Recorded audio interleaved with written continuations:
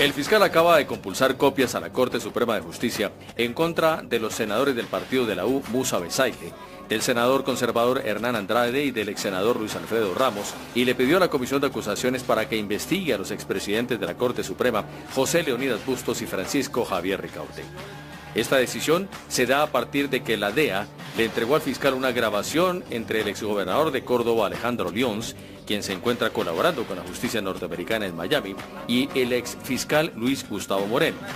En esa grabación, Moreno le exige a Lyons un soborno de 500 millones de pesos a cambio de dilatar las investigaciones que el exgobernador tiene en la fiscalía y por las que va a ser imputado ante la Sala Penal de la Corte Suprema.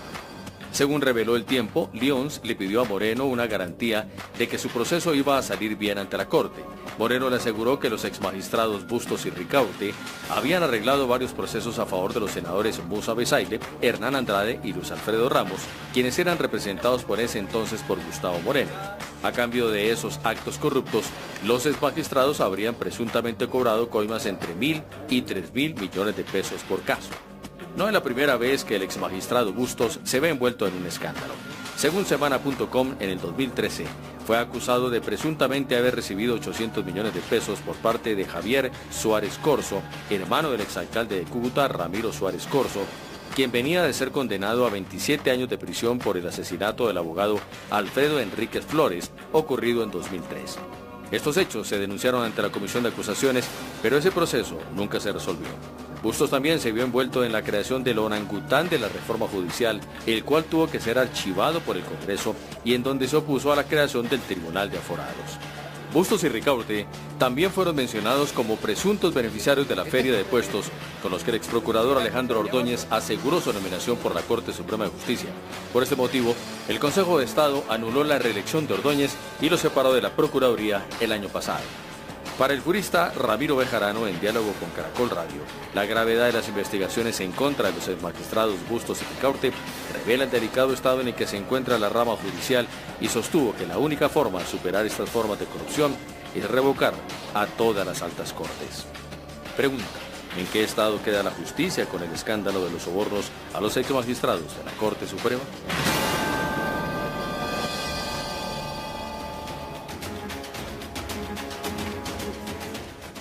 Bienvenidos a Semana en Vivo. Primero fue un fiscal anticorrupción que cobraba sobornos, o por lo menos dineros, para beneficiar a las personas que él investigaba. Y ahora, por segunda vez consecutiva, hay magistrados envueltos en recepción de dineros para ver cómo manipulaban a favor de los investigados los procesos que ellos tenían en sus salas. Si esto no es corrupción, pues no sé qué es. ¿Hasta dónde hemos llegado? Ese es uno de los grandes preguntas o inquietudes que muchísimos colombianos hoy nos estamos haciendo. Incluso hay quienes dicen que vamos seguro a una constituyente. Se lo he oído decir a muchísimas personas y todavía no sé si eso es más grave de lo que puede estar pasándonos hoy. En todo caso, este es el tema en Semana en Vivo y los invitados son los siguientes. Nuestros invitados son Rodrigo Prismi, investigador de justicia y columnista; Catalina Botero, decana de Derecho de la Universidad de los Andes; Hernán Penagos, representante de la Cámara por el partido de la U; Jaime Amin, senador por el Centro Democrático. Bueno, como siempre, agradezco aquí esta cita. Bienvenidos a todos. Bienvenido el doctor Uprimi. Caramba, no tiene corbata. Siempre, hoy se me olvidó. Bueno, ya que comencé por su corbata, sí, que no tiene, quería preguntarle a usted, usted es una de las personas, ¿por qué me gusta tenerlo aquí hoy? Porque usted es una de las personas que desde hace mucho tiempo salió a decirlo públicamente y además es parte de un trabajo que usted hizo, una denuncia que usted hizo ante la justicia colombiana, que terminó con la sacada del cargo del señor procurador Alejandro Ordóñez, que estaba relacionado precisamente con Leonidas Bustos. Usted es una de las personas que más ha denunciado ese contubernio, no solamente en el caso de Pretel, sino en el caso de Leonidas Bustos y en el caso de otro magistrado que es, su nombre se me olvida, que es Ricaurte, perdón.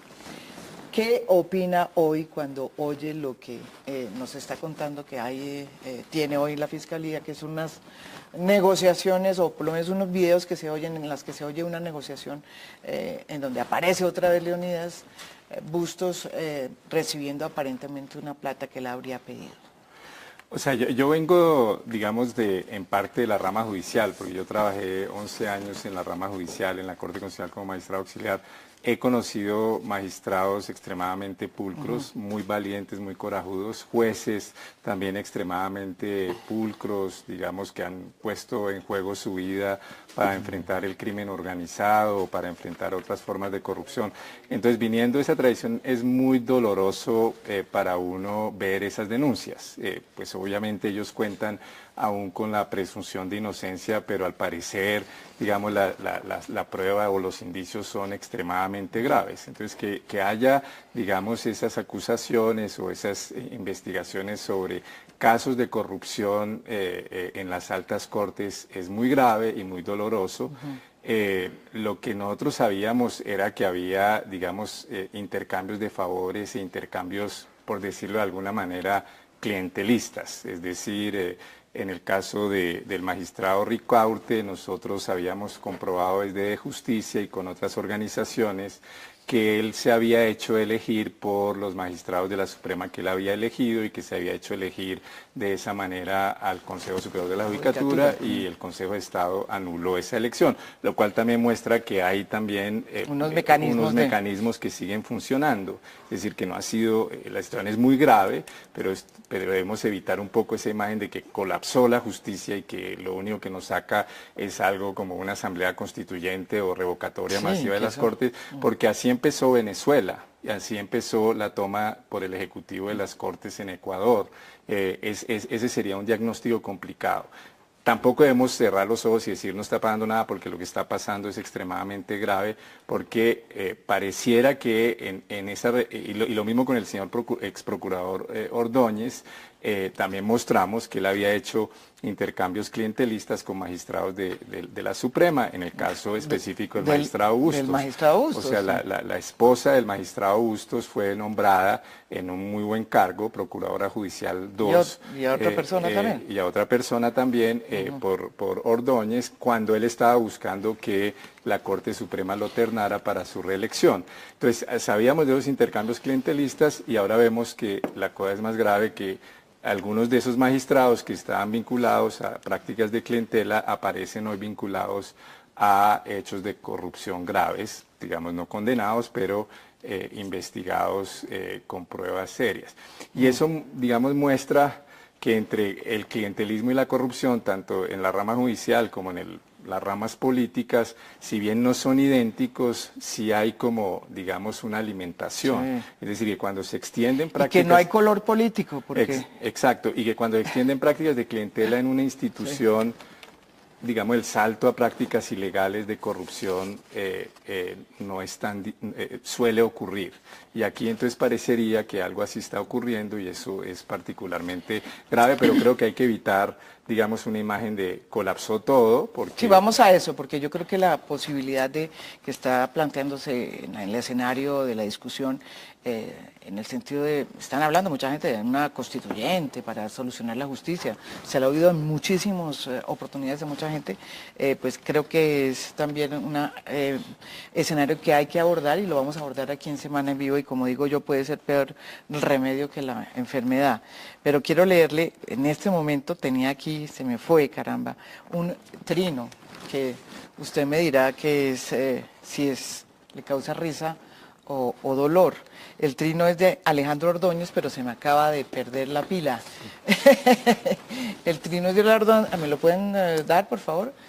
Y me regala una conexión aquí para poder, porque no se me fue la batería. Pero si me busca el trino de Alejandro Ordóñez, yo quería pasarle aquí la palabra al doctor Jaime Amín. ¿Usted qué está pensando en este momento? Y lo digo sinceramente, yo creo que este es un problema no de un partido político, está metido todo el mundo. O sea, hay una situación muy lamentable en la justicia que está afectando a congresistas de todos los partidos, en este caso, y a magistrados que son adscritos a diferentes partidos políticos.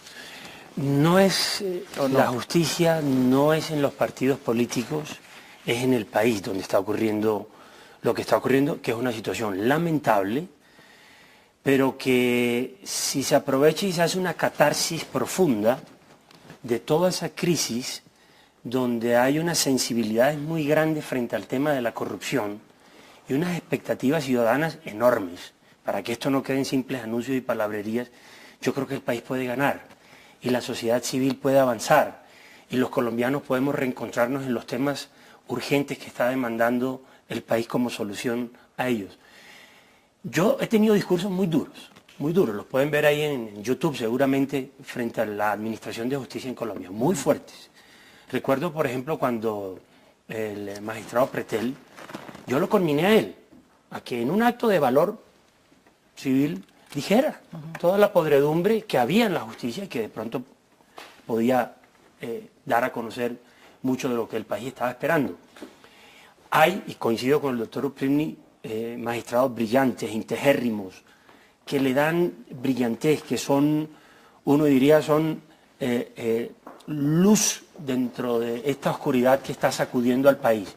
Pero sin duda, la justicia está siendo sacudida no por este escándalo, que es mayúsculo, sino que ha venido horadando todo el aparato judicial, y hoy lo que uno ve es que hay, por ejemplo, jueces y fiscales, repito, que son la excepción, pero que hacen mucho daño, que están como caimanes a la espera y un río con la bocota abierta esperando que les caiga un buen cliente, un buen caso para hacerse millonarios. Mire, lo que el país tiene que hacer aquí es aprovechar de verdad esta crisis para sacar unas conclusiones que yo en principio diría que son dos. Una, para los futuros jueces que hoy están en las universidades, la doctora Catalina, el doctor Rodrigo, no sé si el doctor Hernán, yo también he sido profesor universitario. Y no digo, ha podido, Catalina. Pero digo algo, mira, los muchachos que están estudiando... el doctor Uprimi tampoco ha podido entrar. Están estudiando hoy Derecho. Porque no es que no entran, sino y en 20 años sino van a ser magistrados, tienen que estar recibiendo otro tipo de formación hoy en valores. Eso es un tema a largo plazo. Pero hoy hay que rodear. Pero yo le digo una cosa, doctora, ¿no cree usted también que hay una responsabilidad entre los partidos políticos, y es una pregunta también para entre los partidos políticos, ¿sí?, que además están metidos en esta manera de elegir y aceptar y proponer y digamos, las ternas las hacen otros, pero los elige el Congreso en muchos aspectos? Estoy hablando de figuras como el procurador, ¿no es parte de esa sinergia que ustedes están escogiendo? Es un círculo vicioso, sin duda. Personas que no están siendo realmente... Es un círculo vicioso cuando uno pone al Congreso a decidir temas judiciales como nominaciones y a las Cortes a pronunciarse sobre temas políticos. Zapatero a tus zapatos. Yo se lo dije en alguna audiencia de la Honorable Corte Constitucional. Yo le dije, cuando estábamos hablando de equilibrio de poderes, que fui ponente a nombre de mi partido, le dije, cada loro su estaca. Cuando veíamos que el fiscal estaba en Cartagena pidiendo una declaratoria de paro judicial a los jueces porque no estaba conforme. ¿Quién era el fiscal? Estaba enfrente mío, el señor Montalegre. Yo le dije, cada loro su estaca, doctor Montalegre. Usted dedíquese a perseguir a los criminales y deje que el Congreso haga su tarea. Pero desafortunadamente el tipo llegó a hacer persecuciones políticas y no impartir justicia. Pero de fondo quiero dar una reflexión final frente a esto. Esto tiene que ser un momento que tiene que aprovecharlo el país. Hay que apoyar a que las decisiones del fiscal, que vienen muy bien soportadas por las autoridades judiciales de los Estados Unidos, lleguen hasta unas severas sanciones y responsabilidades. Y cada quien tendrá, seguramente, como estamos en un Estado social de derecho, las garantías de defensa. Catalina, ¿por qué llegó a la Corte Suprema de Justicia una persona como Leonidas Bustos? Pero no solamente como Leonidas Bustos, como Pretel, ¿sí?, como muchos otros que han sido y siguen siendo cuestionados y que tampoco están en este momento con la lupa de la justicia. ¿Qué es lo que está pasando? Mire, María, a mí me pasa un poco lo mismo que a Rodrigo. Yo estuve en la Corte Constitucional durante 8 años. Y cuando se destapó el escándalo de Pretel, lo que sentimos fue un profundo dolor, porque creemos que esa institución, y seguimos creyendo que la justicia y las altas cortes son fundamentales en una democracia. Este escándalo a la enorme, inmensa mayoría de la rama judicial le duele. hay jueces y fiscales que están poniendo el pecho para investigar temas de corrupción, de violaciones de derechos humanos, para investigar crímenes, y que hoy están adoloridos en sus casas. Entonces, hay que empezar por decir que esto no es generalizado, pero es muy grave. Las altas cortes, por ejemplo, el Consejo de Estado, respecto a la decisión del Procurador General de la Nación, pues tomó una decisión correcta en derecho en contra de esa corrupción clientelista. La Corte Suprema de Justicia, magistrados actuales de la Corte Suprema de Justicia enviaron al Consejo de la República, tarde, pero enviaron ternas para la Corte Constitucional de gente decente. Tarde, bastante tarde, Bastante ¿no? tarde, porque la pelea adentro es muy difícil. Pero ganaron los que lograron meter gente decente en esas ternas. Entonces lo que quiero decir es, no todo está perdido, esto no es catastrófico, no creo que sea razonable hablar de que hay que revocar a todas las cortes, hacer una única corte, una Asamblea Nacional Constituyente, porque como dice Rodrigo, así empieza el desmonte de las instituciones en países que hoy son estados fallidos. Eso es lo primero. Lo segundo es que creo que tenemos que rescatar algo, y es que la cooperación judicial está funcionando. Yo no sé si la corrupción es nueva.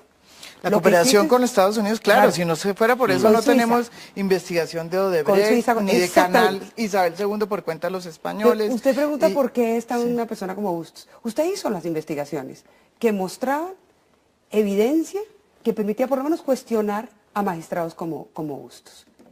Y simplemente el país no estuvo atento a ese problema.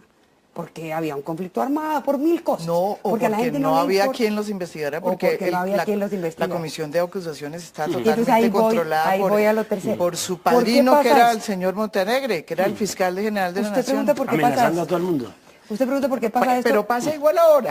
Usted pregunta por qué pasa esto y yo le contesto dos cosas rápidas. Primero, porque no vigilamos suficiente. Sí. Porque dejamos a la prensa sola haciendo estas investigaciones. Porque no la acompañamos en esto, y yo ahí le propongo que hagamos una academia, una alianza entre la academia y la prensa para hacer seguimiento al nombramiento de los magistrados y a las investigaciones penales sobre los magistrados. Pero segundo, ¿por qué pasa? Porque tumbaron reformas como el equilibrio de poderes que permitía crear una comisión de aforados para investigar este tipo de casos. Hay que revivir esa comisión no hay que hacer una constituyente, no hay que revocar a las cortes, hay que revivir esa comisión de aforados. Claro, pero ahí voy yo. A ver, ¿cuál es la historia detrás de la comisión de aforados? Yo quisiera saber cuál es la historia de la comisión. Yo se las cuento. Yo se las cuento. ¿Usted sabe cuál es la historia de la comisión de aforados? Un poquito. Él sí sabe todo, ¿no? A ver, por favor. No, digamos, yo quiero mirar hacia el futuro. No, pero yo quiero entrar un poquito en eso. O sea, digamos... No, porque tiene que ver con eso. Antes de entrar en el futuro, yo quería que el doctor Penagos, que además fue ponente, ¿no?, de ese orangután que fue el equilibrio de poderes. Ese no fue tan orangután. Como el otro. A mí no me gustaba tanto, pero creo que era un esfuerzo valioso del Congreso. A mí me parece que yo discrepé de muchas partes de la reforma. Sí. A mí no me gustó exactamente como quedó la Comisión de Aforados, prefería algo más duro. Igual la tumbó la Corte. Y no me gustó tanto el Consejo de Gobierno Judicial, pero creo que eran avances en la dirección correcta, ambos.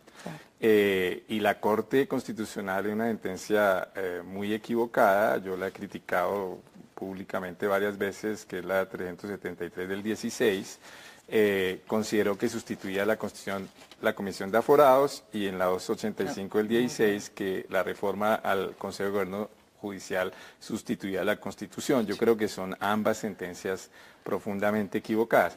Ahora, una pregunta, usted que sabe tanto de esto, si hubiéramos tenido hoy el Tribunal de Aforados, ¿cuál hubiera sido la historia?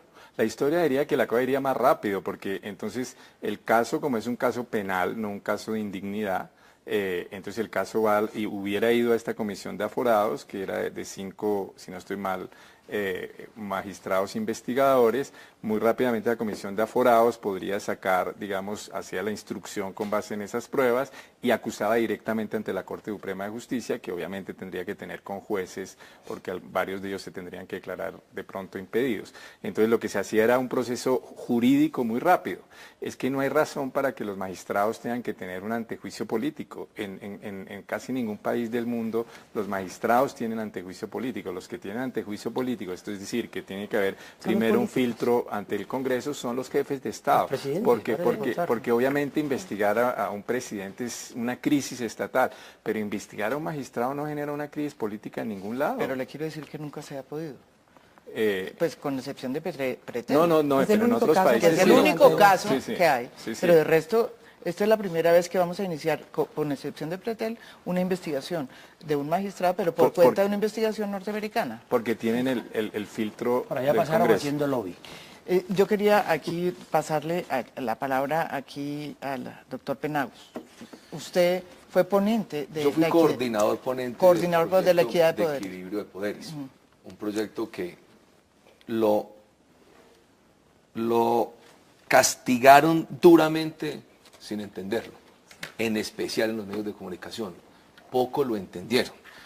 Tenía seguramente temas complejos, pero tenía la mayoría de temas que hoy casi que reclama El país. la misma opinión.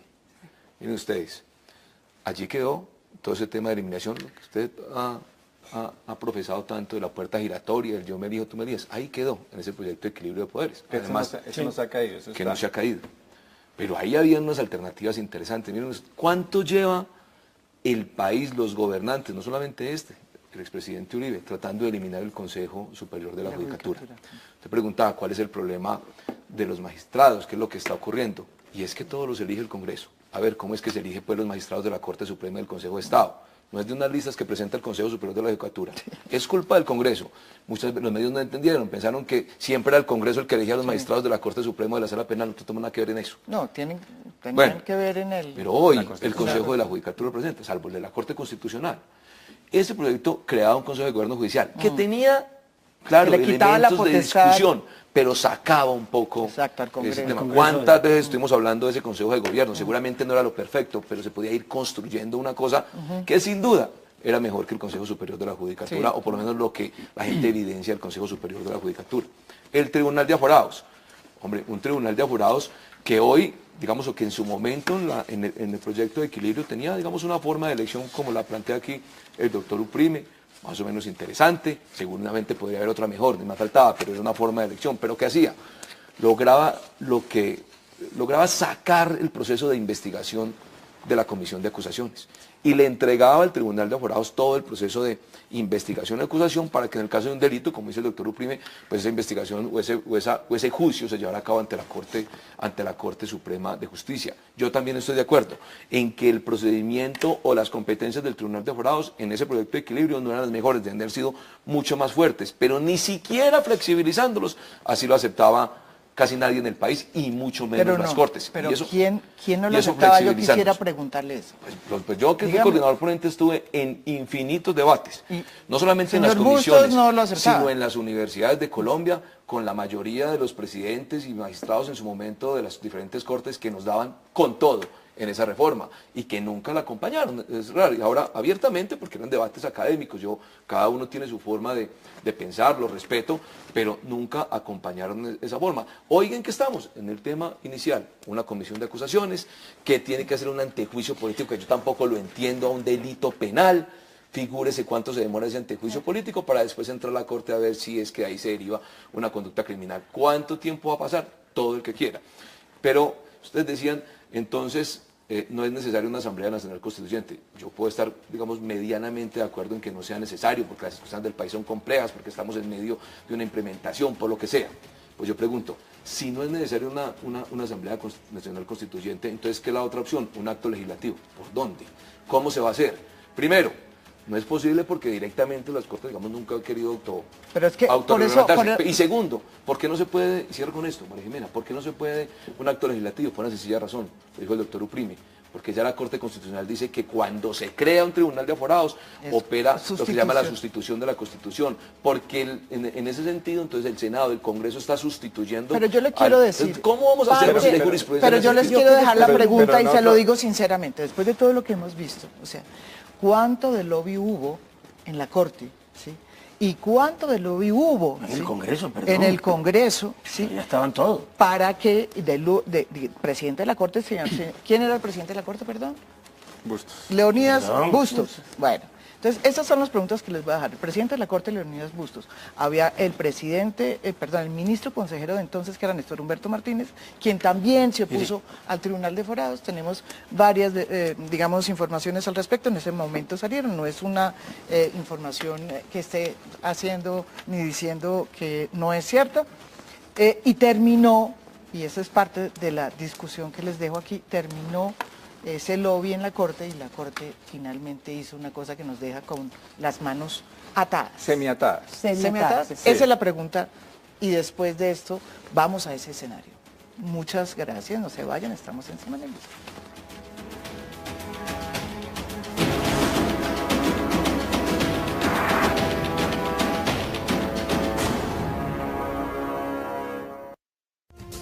Usted está viendo Cable Noticias, 24 horas de información. En esta edición, el ñoño Elías puede ser el primero de una serie de congresistas envueltos en una telaraña de corrupción. El mundo contiene la respiración mientras la pesadilla atómica vuelve a las primeras planas. La reincorporación de las FARC va a paso de tortuga. Y mucho más. Revista Semana, cómprela ya.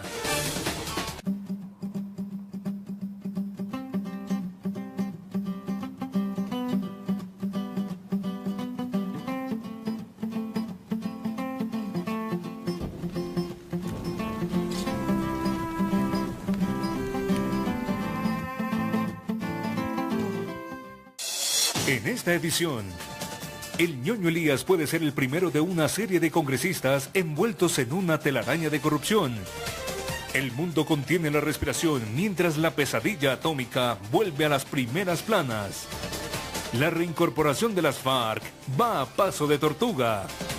Y mucho más. Revista Semana, cómprela ya. Cable Noticias se ve en toda Colombia con Cable Noticias, edición estelar. Cable Noticias, 24 horas de información.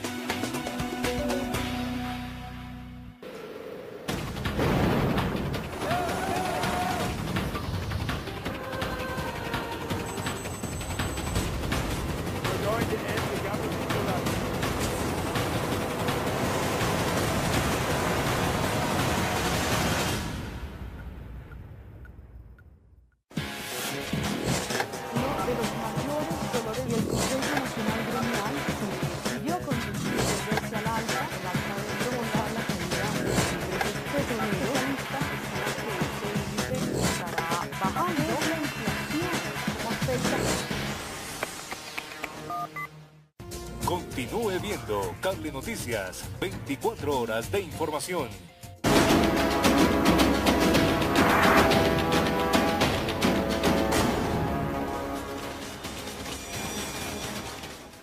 Volvemos aquí en Semana en Vivo y aquí tengo el trino que se me ha perdido de Alejandro Ordóñez, que es de Fábula. Dice, proponemos una reingeniería de la rama judicial. Las cortes no pueden ser cortesanas de los intereses particulares. No. Él fue sacado del cargo precisamente por haberle dado puestos a los magistrados que lo ternaron. Entonces dejo claro que me parece también una falta de sinceramente... Yo cuando leí ese trino creí que era de actualidad panamericana. Sí, porque yo creo que en esto se necesita es como cordura y sensatez, ¿no es verdad? Y aceptación de que esto es un problema de la clase, digamos, no de la clase, no de la clase política, sino de la sociedad en general. Lo que pasa, María Jimena, es que con razones poderosas, inevitable admitirlo, se ha demonizado el Congreso. Por supuesto, el Congreso ha caído bajo, no ahora, ni este Congreso, ni el anterior. Históricamente el Congreso ha tenido los más bajos índices de favorabilidad en el país.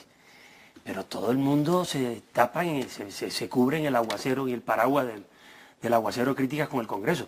Porque es que cuando la sal se corrompe, ¿para dónde mira el país?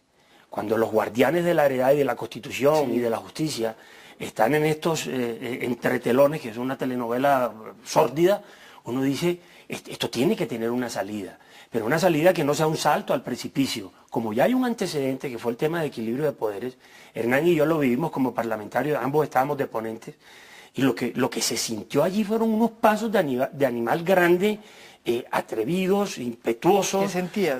No, algo como que aquí estamos, ¿qué van a hacer ustedes? Allí llegaron a la corte, yo recuerdo al doctor Bustos, sentado ahí en la mesa directiva de la Comisión Primera del Senado, mirando como un emperador a todo el mundo por encima del hombro, pidiendo la palabra, que no le podían restringir el tiempo. Uno dice, pero ¿esto qué es? Otro parlamentario y yo fuimos los únicos que sacudimos ese letargo de la comisión y exigimos respeto para un órgano independiente bien o mal. Nadie más fue capaz. Nadie más fue capaz. Nadie más fue capaz. Ahí están, yo todos mis videos los cuelgo en YouTube, los pueden buscar. Porque es que no era posible que una persona a la que el país le exigía una responsabilidad, o más bien una corresponsabilidad, esto es, cómo se juzga en adelante a los altos aforados, ¿verdad? En España son 10.132 aforados, y aquí no pasan de, usted me corregirá, 80, 90. Y allá funciona bien con en una sociedad, en un régimen parlamentario, y aquí que es presidencial, las cortes no son las cortes, son las supercortes. Porque hay un Congreso arrodillado, un Congreso con una capitis diminutio, totalmente disminuido frente a sus competencias porque todo el mundo tiene una investigación. Yo creo que ese ejercicio que se hizo con la Comisión de Aforados, con el Tribunal de Aforados, si se rescata algo de lo que allí la Corte tumbó y se hace una discusión pública nacional, el país va a ganar. Pero que no sea palabrería, porque esas acusaciones del fiscal general de la Nación son gravísimas, como pocas veces se habían visto involucrados estándares de la justicia aquí en Colombia. Yo quería que usted nos contara su experiencia también en la Cámara. O sea, ¿usted sintió también ese...? Pues yo en lo particular no, yo fui coordinador ponente desde el inicio del debate y pues terminé y voté y avancé y defendí el equilibrio de poderes todo el tiempo, tanto en el Congreso de la República como en los medios de comunicación, yo en eso nunca claudiqué. Sí se sentía una presión importante, yo no voy a decir que la hubo, que hubo de manera particular, no, yo nunca la observé, en lo personal nunca, los demás compañeros pues no puedo hablar por ellos. Pero sí una sensación, que es la sensación que una especie de ambiente muy pesado en el Congreso de la República. Pero que sobrevivió. Por temor, por ejemplo, lo dice aquí el senador Amin, tiene razón, eso es innegable, por temor, por ejemplo, de quienes tienen investigaciones y dicen, hombre, esto no gusta, entonces, ¿qué va a ocurrir? Eso es una sensación, pero además que se vive todos los días en el Congreso en función de cualquier proyecto que tenga que ver con temas judiciales, muchos de ellos, inclusive los proyectos de implementación y muchas cosas, hay una sensación que de alguna manera no es direccionada por alguien, yo no creo, pero sí es una sensación que se va generalizando. Pero usted le llevó a la conclusión de que por un acto legislativo no se puede reformar la justicia. ¿Perdón? O sea, esa presión lo llevó a usted a un extremo de decir, aquí no creo que se pueda hacer reformar la justicia por un acto a través de un acto. Yo por lo menos hoy creo que es muy difícil hacer una reforma a la justicia mediante un acto legislativo. Por un lado, porque buscar las voluntades en el Congreso para eso no es sencillo. Digo, la sensación, la presión, el temor, todo lo que rodea al Congreso es complejo. Sin embargo, debo decirlo, la reforma de equilibrio de poderes pasó. Claro, pasó con unas mayorías muy precarias, pero pasó. Exacto. La segunda, que es el tema que aquí nos ayudarán los expertos a resolver, por el tema de la sustitución de la Constitución. Es que en esa sentencia, en la segunda, en la 373, la Corte Constitucional dijo claramente, crear una comisión de aforados lo que genera es violación del principio de independencia de poderes y la autonomía de la rama judicial. Y como consecuencia de eso se sustituye la Constitución y el Congreso está haciendo lo que no puede, o más bien está violentando la entidad primigenia de la Carta en función de lo que ocurrió en la Asamblea Constituyente. Yo pregunto, una nota marginal. El silencio inexplicable de estas tres personas que está esperando el país que digan algo, los tres altos presidentes de la Honorable Corte, que no han dicho ni mu. Tiene una explicación. Sí. Ellos saben que su proceso va para la Comisión de Absoluciones de la Cámara. Y ahí van a llegar con el garrote, muy seguramente. No les va a pasar nada. ¿Quién los va a investigar? Entonces yo cierro con esto. Entonces, ¿cómo superar ese tema jurídico? Porque uno lee esa sentencia, en especial la que se ocupó del Tribunal de Aforados, y digamos que uno no ve camino, digamos, por lo menos jurisprudencialmente hablando. Ahora, la teoría de la sustitución de la Constitución, que la verdad a mí por lo menos me da tristeza porque uno no entiende, por ejemplo, que por ejemplo se haya declarado sustitución de la Constitución por una ley que hablaba de carrera administrativa. Entonces uno dice, ¿hasta dónde se está llegando con la figura de la sustitución de la Constitución? Claro. No es que sea inválida, lo que ocurre es que eso va casi que creando en la Constitución lo que se conoce como cláusulas pétreas, que uno dice que no las hay, yo digo que sí las hay, por cuenta de la teoría o más bien de esa jurisprudencia de la sustitución de la Constitución. Doctor Uprime. No, yo estoy muy de acuerdo con las cosas que dijo el representante Penagos. Mire, hay varias cosas. Lo primero es que en el ambiente de la cultura jurídica colombiana no se ha sabido balancear bien el tema de independencia judicial con rendición de cuentas. O sea, una cosa es que uno defienda la independencia judicial y que en ciertos aspectos tiene que ser muy fuerte, casi absoluta, que es, por ejemplo, la independencia de un juez frente a las partes. Un juez no debe tener ningún vínculo frente a las partes. La independencia del juez en su autonomía interpretativa. Un juez no debe ser presionado en cómo va a interpretar la Constitución o la ley. Pero la independencia del órgano que administra la justicia en ninguna parte del mundo es una independencia absoluta. ¿Por qué? Porque la justicia tiene que rendir cuentas. Los funcionarios judiciales tienen que rendir cuentas. La justicia tiene que rendir cuentas de cómo gasta su dinero. Entonces, aquí se ha absolutizado ese concepto de independencia judicial y eso ha llevado a esas dos desafortunadísimas sentencias de la Corte. Ahora, frente a esas sentencias de la Corte, frente a la de la Comisión de Aforados o la que tumbó la reforma al Consejo Superior, yo creo que hay salidas. ¿Cuál es la salida? A mí me parece que toca volverla a leer con más cuidado porque es que todo eso es de hoy y esas sentencias son muy largas, pero a mí me parece que el núcleo de la decisión de la Corte es decir, tiene que haber un antejuicio en el Congreso. Digamos, ese es el núcleo de la Corte, digo, esa es la garantía de la independencia judicial. Yo creo que eso es equivocadísimo, pero eso fue lo que la Corte dijo. Ahora, uno puede modificar el antejuicio en el Congreso. Es decir, uno puede, por ejemplo, por una modificación de la ley orgánica del Congreso, suprimir la comisión de acusaciones. Hasta donde yo entiendo, la comisión de acusaciones no tiene rango constitucional, sino rango orgánico o de ley orgánica. Uno la suprime y crea ahí la comisión de aforados. Sin ninguna reforma constitucional. No para que ella acuse directamente ante el Senado, uno mantiene el antejuicio, pero esa nueva órgano investigativo le lleva todo hecho a la Cámara de Representantes. Y frente a que la Cámara de Representantes no tiene. Y frente a una investigación sólidamente hecha, es muy difícil que la Cámara de Representantes se abstenga si hay además presión política de medios diciendo, mire, es que aquí mire lo que hay investigado. Y entonces la Cámara también se siente más segura frente a eventuales investigaciones de la Suprema o cosas así, dice, no, es que aquí esto ya está clarísimo, nosotros acusamos. Y luego el Senado lo mismo, que falle, y eso llega... Que mire qué paradoja, doctor Uprime, eso estaba en el proyecto de equilibrio de poderes para las faltas disciplinarias. Claro. Y decía, en las faltas disciplinarias, el Tribunal de Aforados, que el fundamento era ese, darle sustento a la Cámara, porque en esto no son abogados, no tienen ni idea de nada, cómo van a hacer para sustentar eso. Después el tema de la inviolabilidad del voto, entonces nada, el Tribunal de Aforados, personas muy competentes, hacían toda la sustanciación, la Cámara acusaba, no, en este caso se decía que la Cámara en primera instancia tomaba la decisión disciplinaria y el Senado en segunda instancia. Estaba ahí perfecto. Hoy eso también quedó invalidado. Digamos que era la forma un poco de darle sustento. Así pasó, pero se cayó la Corte. Hay otra alternativa y otro escenario. Digamos. Es una primera alternativa que es una reforma a la ley estatutaria. A la ley orgánica. A la ley orgánica. Hay una segunda alternativa que es una reforma constitucional en donde se sustituye el juicio de la Cámara, el antejuicio de la Cámara de Representantes, la investigación de la Cámara, por una comisión de aforados, que va ante el Senado de la República. Eso es otro diseño que pasaría el test de la Corte sin problema. Ese diseño no tendría ningún problema frente a la sentencia de la Corte Constitucional. Pero es que hoy, además, yo creo que hay otro escenario.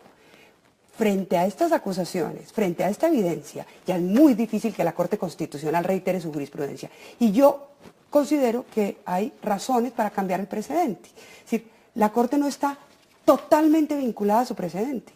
La Corte puede considerar que cuando se produce una serie de cambios y transformaciones que permiten ver de manera distinta el derecho, pues hay razones suficientes para cambiar el precedente. Entonces, uno es la reforma legal, el otro es la reforma constitucional, que no tendría problema frente a la sentencia de la Corte Constitucional que establece como el antejuicio como digamos, un elemento sustancial de la Constitución. Y la tercera es volver a hacer la misma reforma, que en todo caso me parece, aunque sea una reforma constitucional, y que por eso tiene un plazo, digamos, relativamente largo, mucho más corto que cualquier investigación que adelante la Comisión de Acusaciones. Entonces, pues yo sí creo que vale la pena en este momento, frente a las nuevas sensibilidades del país, jugársela otra vez por la creación, revivir la Comisión de Aforados. Claro, pero en un gobierno que se está acabando, en esta situación tan complicada, digamos, política, ¿usted cree que eso es posible? Sí, porque yo creo que hoy el tema nacional es la corrupción.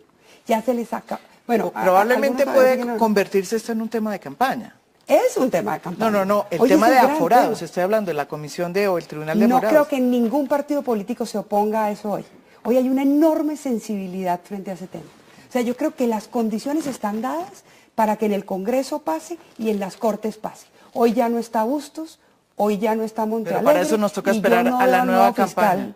Que se opuso la vez pasada, sí. Yo no lo veo hoy oponiéndose públicamente a eso, porque le haría mucho daño a su candidato, entre otras cosas, si el fiscal hoy decidiera oponerse a una reforma, yo creo que a una reforma de esa naturaleza. Yo creo que hoy tenemos las condiciones políticas para revivir la Comisión de Aforados y que hay que aprovechar estas circunstancias. Pues yo lo que, ¿qué esperaría yo, senador, a mí? Que este fuera un momento muy oportuno, en función por allá de un acuerdo que firmó, un convenio que firmó el ministro del Interior, no este, sino el anterior, que para empezar a estudiar una reforma a la justicia, que en función de eso, y que lo firmó con las Cortes y con todo el mundo. ¿Eso cuándo sentarse, fue? Hace como 6 meses o 8, no, pero... creo que lo firmó Londoño antes de irse, que para empezar a estudiar, yo creo que me llegó para un documentico hablando del tema, que un convenio que para entrar a hacer un diseño de una reforma a la justicia, hombre, qué bueno fuera que entonces el ministro de Justicia, no, pues que hay que decirlo aquí, activar ese convenio, no para cosas menores, sino para sentarse con la rama judicial, sentarse con las Cortes a diseñar 3 temas. 1, primero, ¿cómo es que vamos a hacer para redefinir un nuevo sistema de investigación de aforados constitucionales, que es básicamente lo que estamos hablando acá, y con ellos construirlo pues como para que no sientan que es que aquí que es que entonces desde el Congreso es que se le está dando palo. 2, hombre, entrar a evaluar claramente si es válido o no las funciones electorales de las Cortes. Eso es un tema que hay que tocarlo, por Dios, parte de lo que es un tema muy complejo. El tercero se me fue. Pero yo creo que tenemos que definirlas. Entonces, un poco fuera que aprovechar esta oportunidad, a ver, y si no, pues en el Congreso volvemos y lo hacemos, no hay problema, y salimos adelante con el tema. Pero sí, esto no es una reforma pues estructural. Yo no estoy tan de acuerdo. Leía a su señoría una palabra, y cierro con esto, que decía que la reforma de la justicia debe ser quirúrgica. Estoy de acuerdo, es cositas, hay que mirar qué hay que hacer en procedimiento penal. Estamos preparando un proyecto de procedimiento penal que vamos a presentar en 15 días, con la Fiscalía General, qué hay que hacer en el tema de aforados, qué hay que hacer en el tema, no sé, es decir, cosas quirúrgicas que terminen siendo una gran reforma, pero no un acto legislativo. Pero por eso no hay que hacer una constituyente. Esto requiere, por eso no hay que hacer una constituyente. Esto requiere también tiempos. Esto requiere también tiempo. ¿No? Yo no veo a este Congreso, que ha sido un Congreso arrodillado, un Congreso amanuense, un Congreso notarial, con funciones menores allí. Yo no lo veo caminándolo a ninguna reforma profunda. Entre otras cosas porque Santos, y ahora con la connivencia de estos magistrados que deshonraron sus cargos, contrario a muchos que los honran y les dan brillantez, Santos varió la concepción del derecho constitucional y lo volvió derecho prostitucional, cuando trivializó por completo la carta política en aras de llevar el interés de La Habana a la superioridad de que 7.000 hombres pusieron el Estado Social de Derecho a los pies de todo el mundo. Entonces privilegió eso y descuidó el otro. Por eso es que cuando el gato se descuida, los ratones hacen fiesta. Y entonces estábamos viendo que había una maraña, un entramado, una mafia dentro del aparato judicial colombiano negociando expedientes. Yo no veo... Pero eso viene de atrás. Pero yo no veo, por eso es que hay que aprovechar el momento, María Jimena. Y yo no veo, honestamente, lo digo, Hernán, como congresista que somos tú y yo, a un Congreso con el empaque, con la enjundia y con la berraquera para sacar una reforma de fondo como se necesita para la administración de justicia. Entre otras cosas, porque los primeros que estrilan son los magistrados que defienden sus propios intereses. Nosotros estaríamos dispuestos a entregar la comisión de absoluciones. Eso no sirve para nada. ¿Qué están dispuestos a entregar los magistrados cuando son ellos mismos los primeros en decir que tienen que mantenerse esa comisión de acusaciones? No, pero la comisión no ha dicho. Digamos, lo que dijo la Corte Constitucional es que tiene que haber un antejuicio. Sí, pero hoy lo hace, no dijo cómo. Hoy lo hace la comisión de acusaciones. Exacto, por eso, pero eso es reforma. Hoy no lo hace. Tú puedes reformar. Peor, no lo hace. Es que el problema, si lo hiciera no tendríamos para problema. eso basta una reforma de la ley orgánica que se puede sacar en 3 meses. Una reforma de la ley. A mí me gustaría más una reforma constitucional, más quirúrgica. Bueno, miremosla. Pero yo creo que sí hay que distinguir el tema de la paz del tema de la reforma judicial. O sea, en el tema de la paz hoy no nos vamos a poner de acuerdo, senadora. Pero creo que sí podemos poner de acuerdo en 3, como dice el representante Penagos, en 3 o 4 puntos sobre reforma judicial. Sí, no pensemos en la gran reforma judicial. Es que eso es siempre así. Vamos a hacer la gran reforma judicial.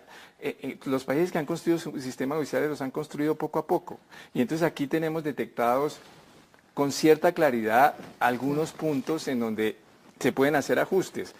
El juzgamiento de los altos funcionarios no está... Espera acá. Sí. El juzgamiento de los altos funcionarios no está funcionando bien. La puerta giratoria, eso más o menos se corrigió, digamos, bastante bien en la reforma del equilibrio de poderes. Las funciones electorales de las Cortes son malas, hay que suprimirlas, pero ahí hay un lío, no sabemos dónde ponerlas. Ahí hay un lío. Y el Consejo Superior de la Judicatura, la sala administrativa, es un mal diseño.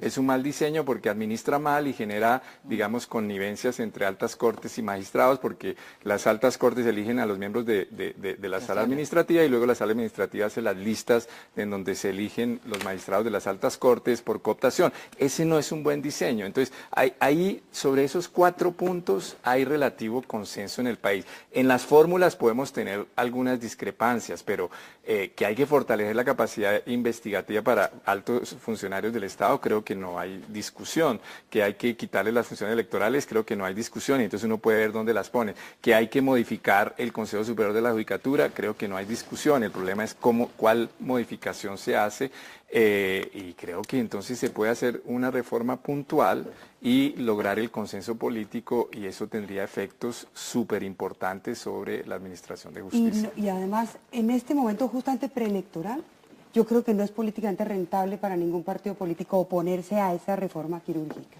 a esos 4 puntos. Yo no veo a ningún partido levantándose a decir, yo no estoy de acuerdo con reformar el gobierno de la justicia, porque es hoy uno de los grandes temas de campaña política.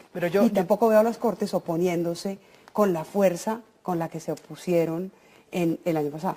Entonces, me parece que al contrario, es la gran oportunidad para hacer la reforma quirúrgica que podíamos hacer y que este país necesita para tener una mejor justicia. Y un último punto, digamos, yo he recibido entre ayer y hoy mensajes de magistrados y jueces amigos, digamos, como decía, afanados, como con lágrimas, o sea, como diciendo, avergonzados, seguramente. Yo me estoy matando aquí, claro.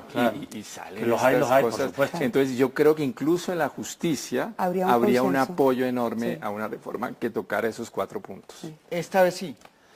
Es que en la justicia hubo ciertos apoyos, lo que no hubo... los jueces sobre todo. En jueces... Es que los jueces sí, pero es que el problema son las altas cortes. Pero además hoy tenemos otra corte. Hoy tenemos una corte distinta. Pero hay un tema que no se puede soslayar.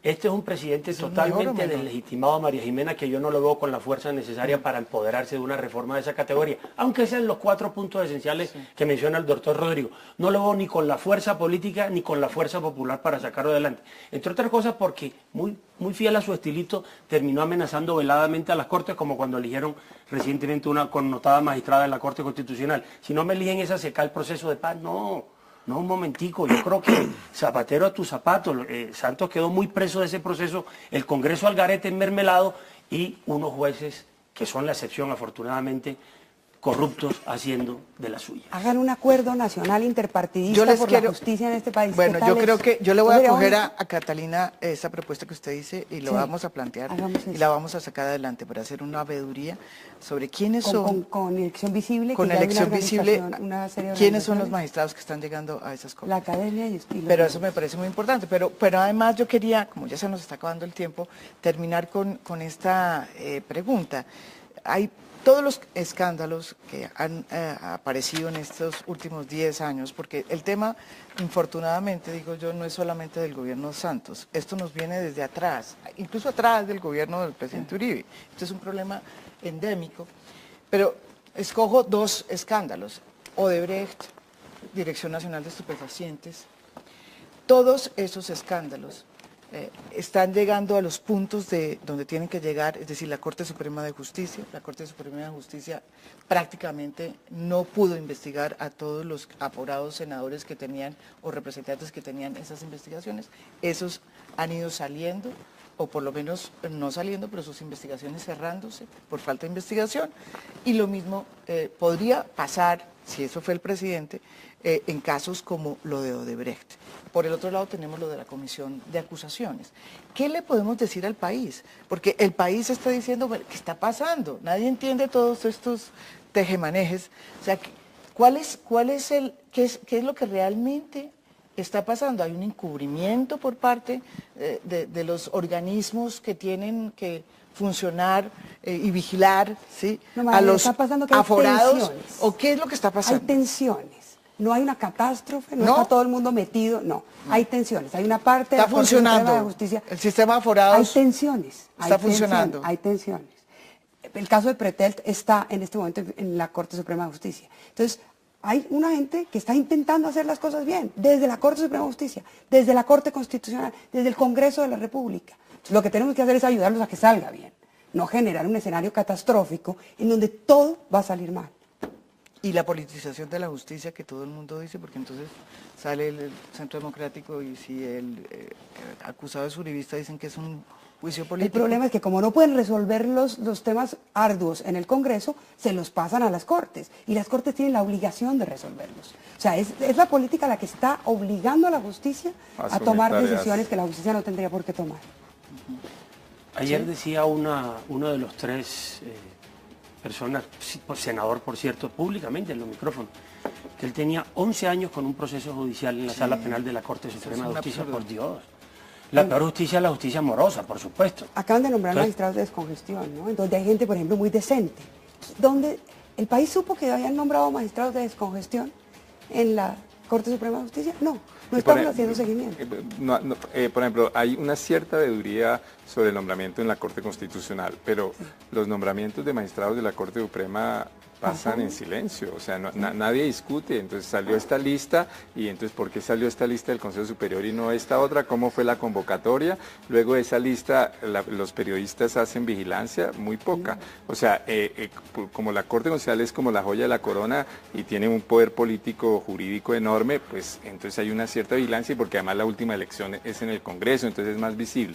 Pero en las otras, a mí me parece que falta mucha veeduría ciudadana. Yo creo que sí hay que modificar el sistema, que requiere reforma constitucional, el sistema de nombramiento, modificando la sala administrativa, pero incluso con el sistema actual se podría hacer mucho más veeduría de esos nombramientos. Falta, ¿no? Falta. Y lo que hay que hacer es, digamos, enviar diferentes niveles de mensajes, ¿cierto? Yo soy de los que creo que este es un tema, digamos, muy difícil para el país, muy complejo, que hay que resolverle, pero yo no estoy tan seguro si es el tema que le interese a un señor que le roban el celular allí en la esquina. ¿Cierto? Es decir, yo lo que creo es que hay que ir resolviendo los temas de justicia, digo, a diferentes niveles. Me explico. Hoy el colombiano de a pie evalúa o mira o cuando le preguntan por la justicia tiene una percepción negativa alta. Y yo creo que no es tanto por el tema de Pretel. Creo que es más por lo que le pasa todos los días en la calle, porque ve el ladrón por ahí robando al otro día en la calle, porque ve a un señor porque ve a una niña que le están pegando, porque ve a un padre que no le paga el alimento a sus hijos, o porque ve a un tipo que le corre en la cerca no sé dónde. Y creo yo que eso, digamos, es de los temas que van generando una sensación de percepción negativa en la justicia. Entonces hay que resolver todo. Hay que mirar cómo se bajan los índices de impunidad. ¿En cuánto están los índices de impunidad hoy en el país? 95%, otros dicen que 93%, pero pan del 90%. ¿Eso qué implica? Una especie de denegación de justicia. Entonces, pero una buena reforma al gobierno judicial ayudaría. Entonces uno lo que diría yo es que además de proponer cambios de esta naturaleza, también hay que proponer algunas formas o algunos cambios en el procedimiento o en las faltas, no sé qué, para también hacer que los ciudadanos de la calle, del común, al que le preocupa más el robo de un celular, también se le pueda ir resolviendo ese asunto. Todos los amiguismos son nocivos, todos, y detestables.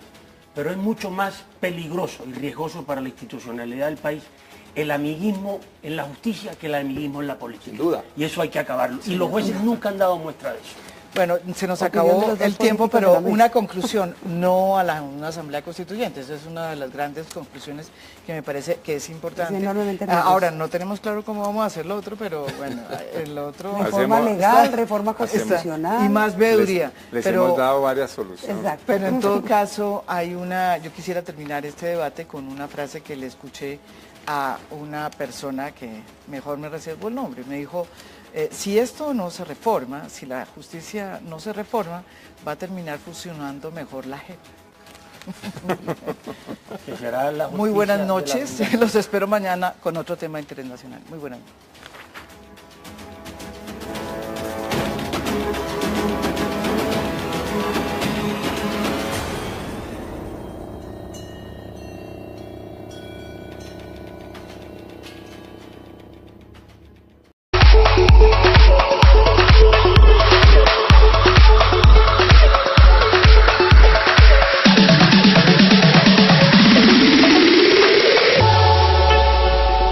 Son Rodrigo Prisni, investigador de justicia y columnista. Catalina Botero, decana de Derecho de la Universidad de los Andes. Hernán Penagos, representante de la Cámara por el Partido de la U. Jaime Amin, senador por el Centro Democrático.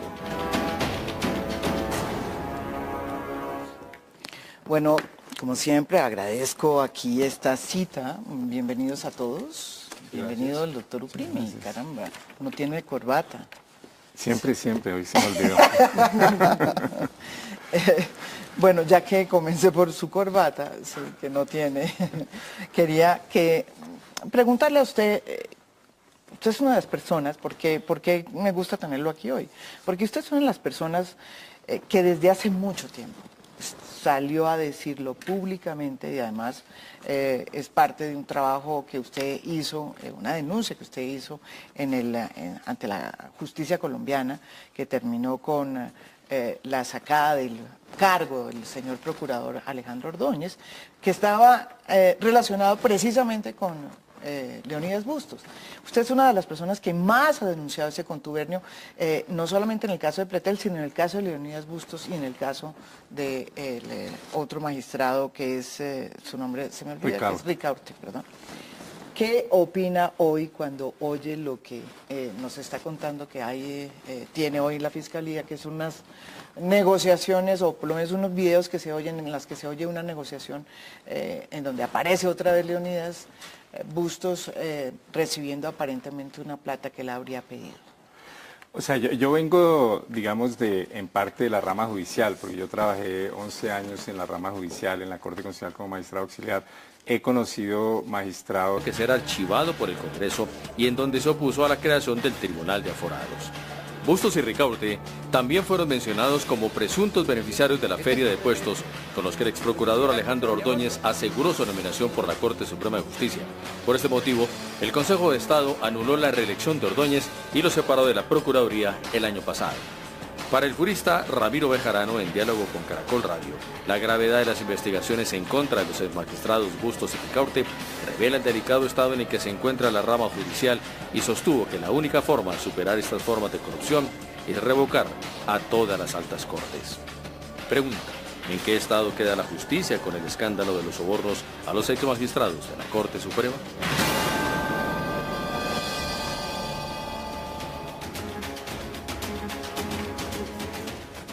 Bienvenidos a Semana en Vivo. Primero fue un fiscal anticorrupción que cobraba sobornos, o por lo menos dineros para beneficiar a las personas que él investigaba. Y ahora, por segunda vez consecutiva, hay magistrados envueltos en recepción de dineros para ver cómo manipulaban a favor de los investigados los procesos que ellos tenían en sus salas. Si esto no es corrupción, pues no sé qué es. ¿Hasta dónde hemos llegado? Ese es uno de los grandes preguntas o inquietudes que muchísimos colombianos hoy nos estamos haciendo. Incluso hay quienes dicen que vamos seguro a una constituyente. Se lo he oído decir a muchísimas personas y todavía no sé si eso es más grave de lo que puede estar pasándonos hoy. En todo caso, este es el tema en Semana en Vivo y los invitados son los siguientes. Nuestros invitados. Magistrados de la Suprema, en el caso específico del magistrado Bustos. Del magistrado Bustos. O sea, la esposa del magistrado Bustos fue nombrada en un muy buen cargo, Procuradora Judicial 2. Y a otra persona también. Y a otra persona también, por Ordóñez, cuando él estaba buscando que la Corte Suprema lo ternara para su reelección. Entonces, sabíamos de los intercambios clientelistas y ahora vemos que la cosa es más grave, que algunos de esos magistrados que estaban vinculados a prácticas de clientela aparecen hoy vinculados a hechos de corrupción graves, digamos no condenados, pero investigados con pruebas serias. Y eso, digamos, muestra que entre el clientelismo y la corrupción, tanto en la rama judicial como en las ramas políticas, si bien no son idénticos, sí hay como, digamos, una alimentación. Sí. Es decir, que cuando se extienden prácticas... Y que no hay color político. Porque... Exacto, y que cuando se extienden prácticas de clientela en una institución... Sí. Digamos, el salto a prácticas ilegales de corrupción no es tan, suele ocurrir. Y aquí entonces parecería que algo así está ocurriendo y eso es particularmente grave, pero creo que hay que evitar, digamos, una imagen de colapsó todo. Porque... Sí, vamos a eso, porque yo creo que la posibilidad de que está planteándose en el escenario de la discusión, en el sentido de, están hablando mucha gente de una constituyente para solucionar la justicia, se lo ha oído en muchísimas oportunidades de mucha gente, pues creo que es también un escenario que hay que abordar y lo vamos a abordar aquí en Semana en Vivo y como digo yo puede ser peor el remedio que la enfermedad. Pero quiero leerle, en este momento tenía aquí, se me fue caramba, un trino que usted me dirá que es, si le causa risa o dolor. El trino es de...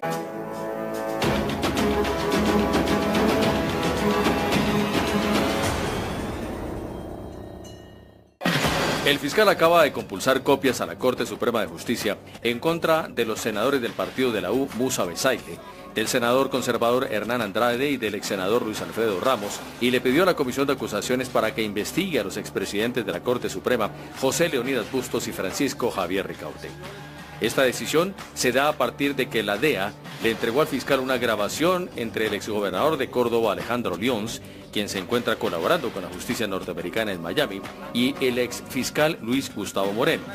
En esa grabación, Moreno le exige a Lyons un soborno de 500 millones de pesos a cambio de dilatar las investigaciones que el exgobernador tiene en la fiscalía y por las que va a ser imputado ante la Sala Penal de la Corte Suprema. Según reveló El Tiempo, Lyons le pidió a Moreno una garantía de que su proceso iba a salir bien ante la Corte. Moreno le aseguró que los exmagistrados Bustos y Ricaurte habían arreglado varios procesos a favor de los senadores Musa Besaile, Hernán Andrade y Luis Alfredo Ramos, quienes eran representados por ese entonces por Gustavo Moreno. A cambio de esos actos corruptos, los exmagistrados habrían presuntamente cobrado coimas entre 1.000 y 3.000 millones de pesos por caso. No es la primera vez que el exmagistrado Bustos se ve envuelto en un escándalo. Según Semana.com, en el 2013 fue acusado de presuntamente haber recibido 800 millones de pesos por parte de Javier Suárez Corzo, hermano del exalcalde de Cúcuta, Ramiro Suárez Corzo, quien venía de ser condenado a 27 años de prisión por el asesinato del abogado Alfredo Enríquez Flores, ocurrido en 2003.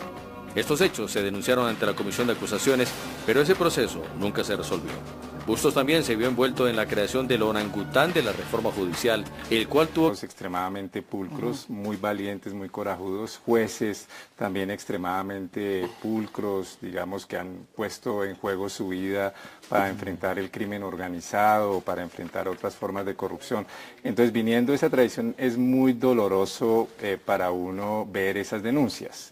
Pues obviamente ellos cuentan aún con la presunción de inocencia, pero al parecer, digamos, la prueba o los indicios son extremadamente graves. Entonces, que haya, digamos, esas acusaciones o esas investigaciones sobre casos de corrupción en las altas cortes es muy grave y muy doloroso. Lo que nosotros sabíamos era que había, digamos, intercambios de favores e intercambios, por decirlo de alguna manera, clientelistas, es decir, en el caso del magistrado Ricaurte, nosotros habíamos comprobado desde Justicia y con otras organizaciones que él se había hecho elegir por los magistrados de la Suprema que él había elegido y que se había hecho elegir de esa manera al Consejo Superior de la Judicatura y el Consejo de Estado anuló esa elección, lo cual también muestra que hay también unos mecanismos que siguen funcionando, es decir, que no ha sido, la situación es muy grave, pero debemos evitar un poco esa imagen de que colapsó la justicia y que lo único que nos saca es algo como una asamblea constituyente o revocatoria masiva de las Cortes, porque así empezó Venezuela y así empezó la toma por el Ejecutivo de las Cortes en Ecuador. Ese sería un diagnóstico complicado.